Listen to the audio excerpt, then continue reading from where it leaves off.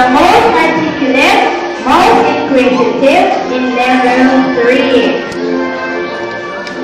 She will also receive these awards: Best in Language, Best in Reading English and Filipino, Best in Reading Comprehension, Best in English Communication, Top 5 in the 4th quarter, and the 4th honors in level 3.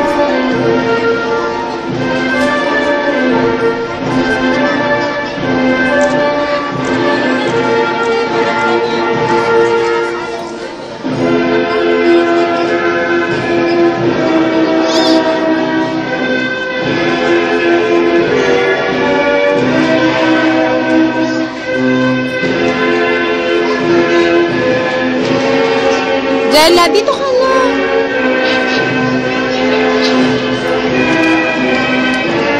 Jella!